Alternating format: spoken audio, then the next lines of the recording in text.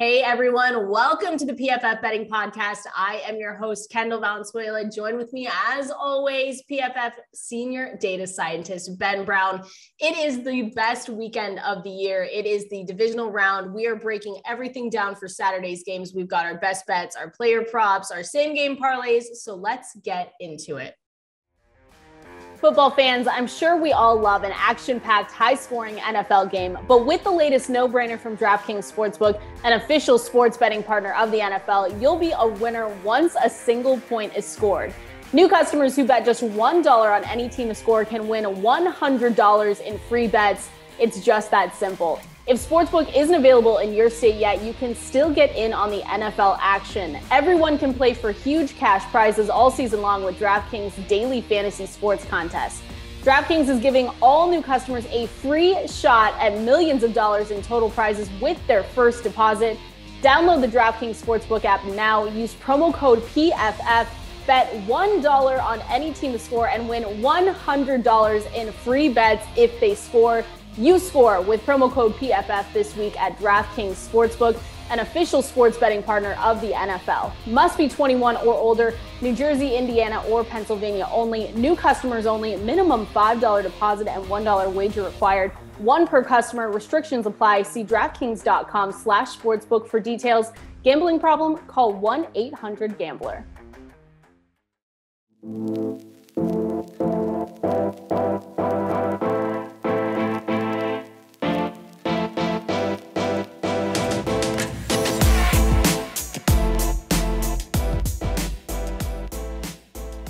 Ben, I'm not lying when I say it is the best weekend of the year. Like if we're going to bet all our money and lose some of our money, this is the best weekend to do it. Yeah, I mean, I'm partial to wild card round personally, but that was a pretty big, I would say, letdown, at least if you like really wanted some solid games that kind of went down to the wire. Not a lot of that actually happened. So divisional round, I know people like conference championship round. As a Minnesota Vikings fan, it doesn't get any better than conference championship weekend. Unfortunately, we always lose there. So I don't know. I can maybe agree with divisional round being the best here for sure, I guess. So. I feel like wild card weekend was a little bit of a letdown. Yeah. Just a little bit. I mean, it didn't have like the climactic finishes basically. No. And I mean, like this one, obviously we're not going to talk about this game, but like Bills Chiefs, I feel like could be like the potential game of the year, maybe like should be the game that we like have like in the Super Bowl marquee type of matchup. So really looking forward to that one. But these games on Saturday, I do think are really intriguing, pretty tight spreads throughout the entire weekend. So it's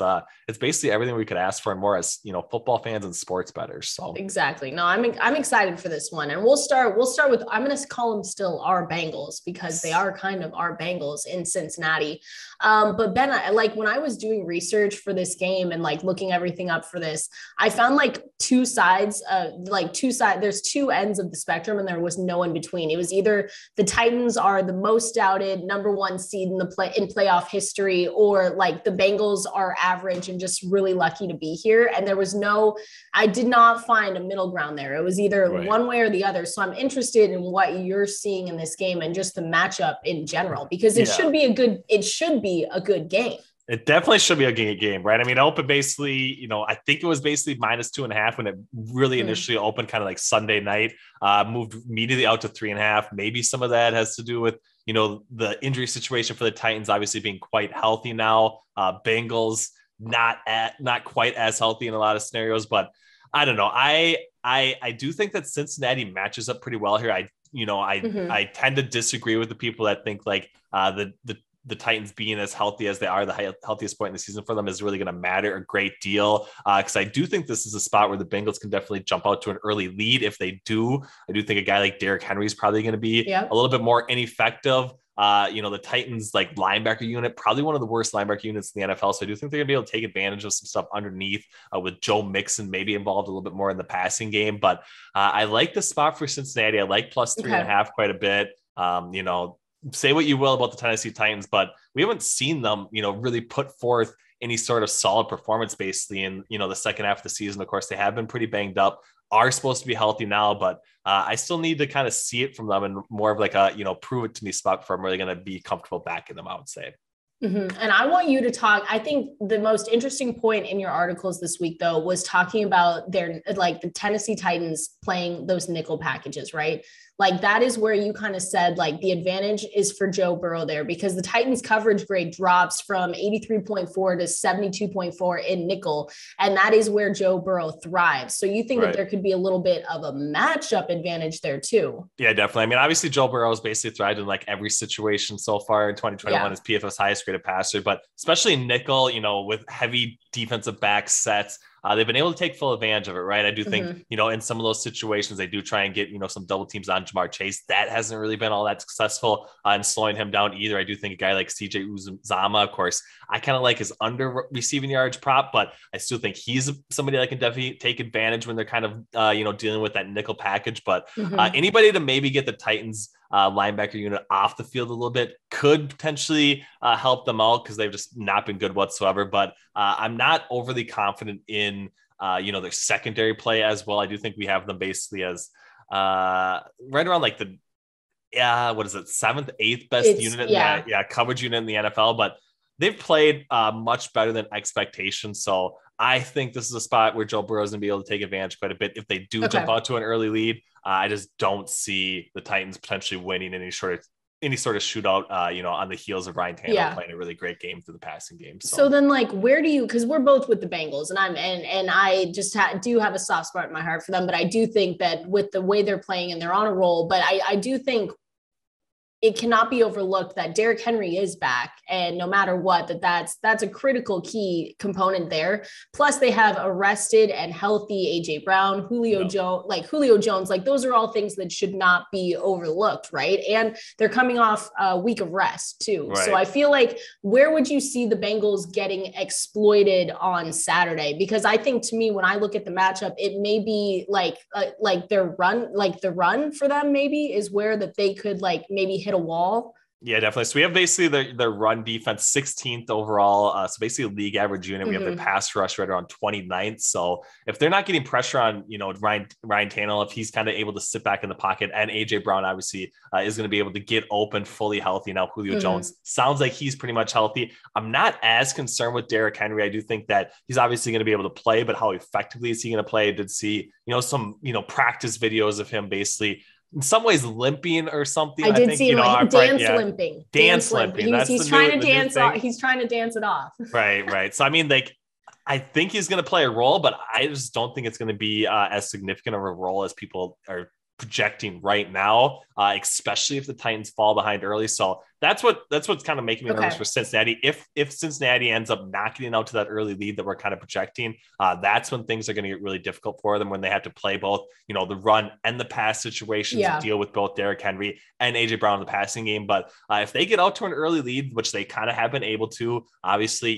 Joe Burrow has led basically, the best passing offense here over the past 4 weeks. If they continue to kind of, put points on the board, I just don't see any way that Ryan Tannehill is going to be able to keep pace. So I think they're going to have to win, this game, scoring a number of points. I think, Titans will have some success offensively, but I don't think it's going to be enough to probably keep pace with the Cincinnati Bengals. So I do think though the Bengals too offensively have like almost remained, and you can counter me on this, remained overcommitted to their run as well. Definitely. I like you watch them against like rewatching that Raiders game. It's kind of like no wonder the Raiders stayed in that game for so long, right? They had like inefficient running metrics all season, but like especially in that game, that is the reason why they stayed. Like that's the reason why they stayed. Like their EPA per play had just like a 19% success rate with their runs. So it was, I think that too is where they just need to not stop doing that. Right. Right. Definitely. I mean, they need to let Joe Burrow cook, right? I think that's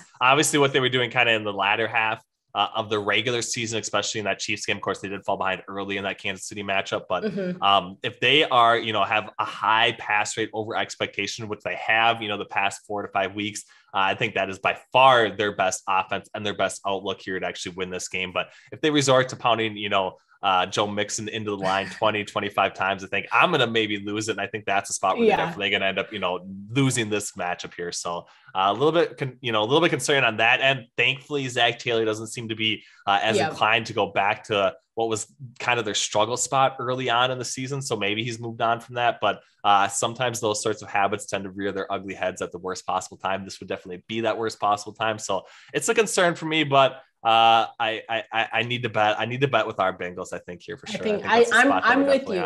With you. I'm just saying, if they lose on Saturday, you and I will not be shocked. I don't think it's going to be a shocking revelation with the rest, with the players, with Derrick Henry coming back for the Titans, with how they've kind of looked as of late, early, whatever. Getting to this point, is crazy. Yeah. So I'm with you. Yeah, I do think the rest is, probably an overlooked factor, especially right now. Obviously, we talked a little bit about the injury situation, them getting healthy, but the rest is a pretty significant deal as well, of course, with travel and rest kind of folded into kind of benefiting Titans quite a bit here. So I'm definitely not surprised, but at the current price, I got to ride with the offense that I'm buying into right now. And I do think that the Cincinnati Bengals look like one of the best in the AFC for sure. I mean, obviously, if they win this game, they're going to have to beat either a Buffalo Bills or Kansas City Chiefs offense that would be a lot better than them still. But I think that's the path that I think is most likely probably going to see this one play out. So I like it. Well,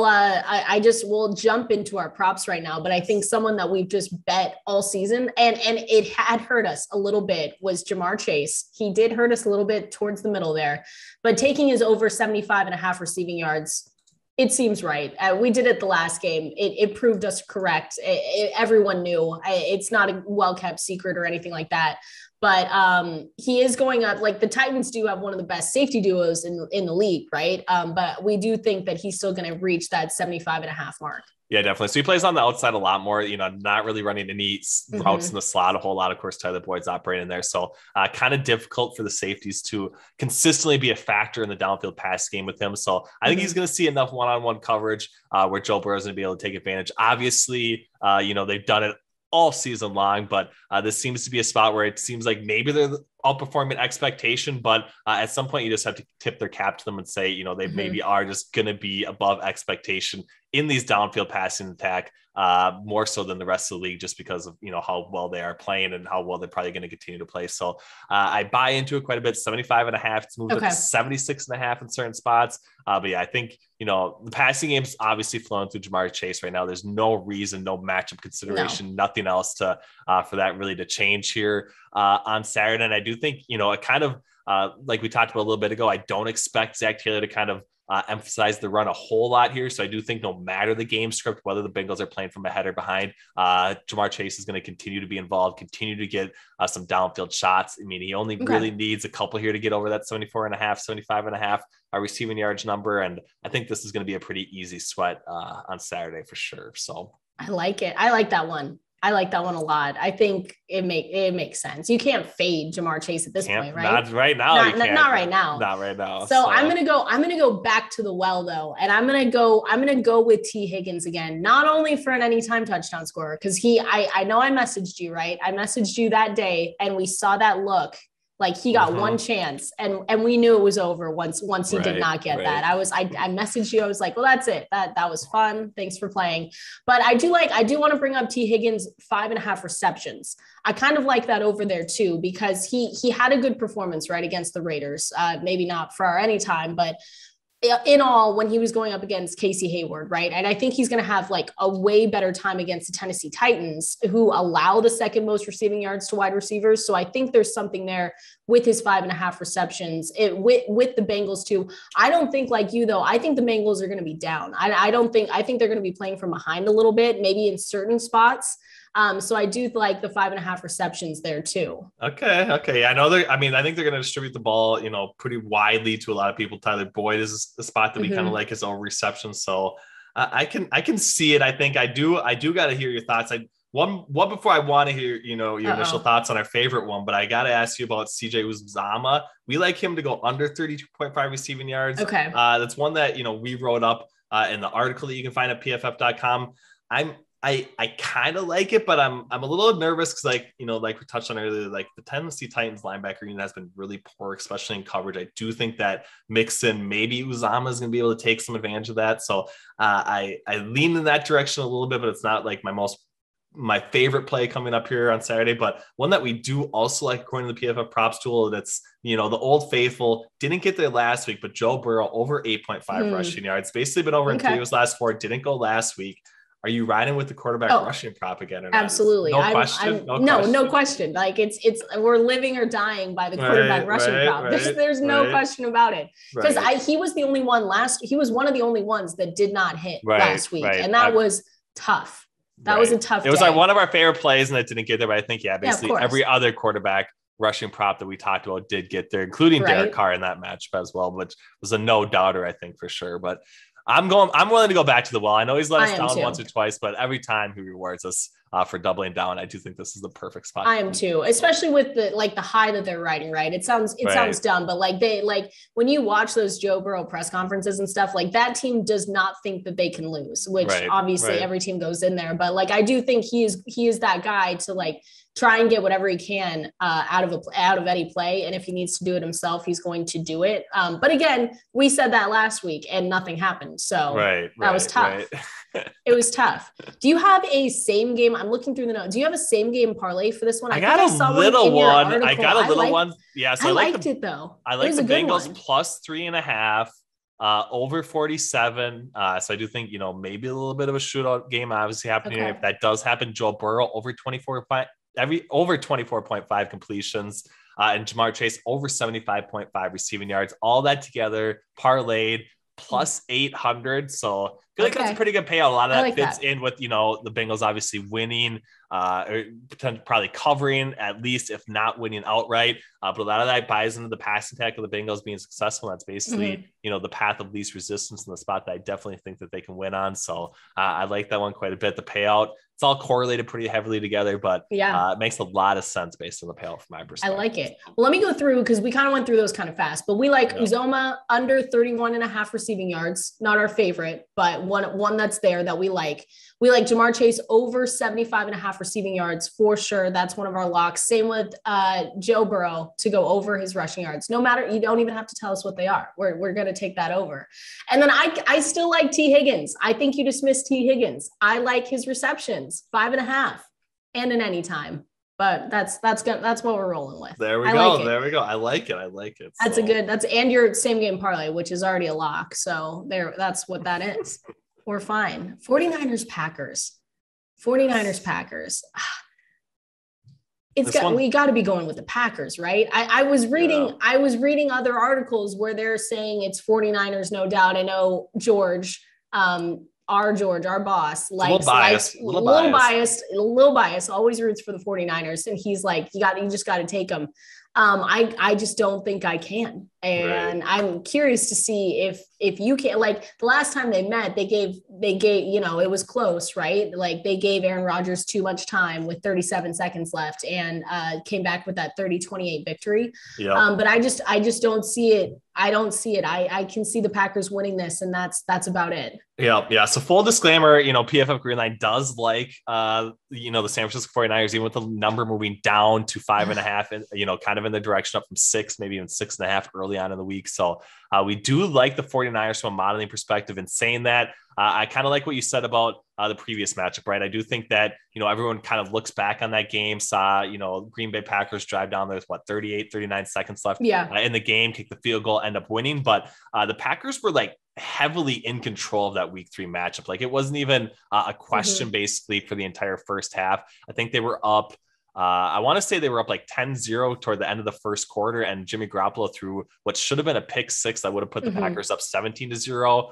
Later, they ended up punting that drive. The Packers got the ball back. I think it was that drive or the next one. They drove all the way down into the red zone, and then it was like 4th and 1 from the 6-yard line. Didn't convert there either. That would have pushed it to 17-0. It didn't. They got the ball again before half, ended up scoring a touchdown. It was 17-0, and then on the ensuing kickoff, The 49ers like basically took it back to like within the 30-yard line. I think they were right outside of the red zone, ended up driving with like, a minute or so to go to put a touchdown in, get it to 17-7 by half. But that could have easily been like a 24-0 game heading into halftime, and the game would have already been over. Right. And then the Packers, for sure. And then the Packers kind of like, messed around a little bit, did this, did that, kind of tightened up at the end. I think this was a spot where the Packers basically kicked a field goal to go from 3 points to 6 points. When they probably should have just gone for it on fourth down. They didn't do that. That was when, 49ers scored to go up one. So I think like the Packers kind of let that one dribble away from them in a lot of ways. And it probably wasn't even,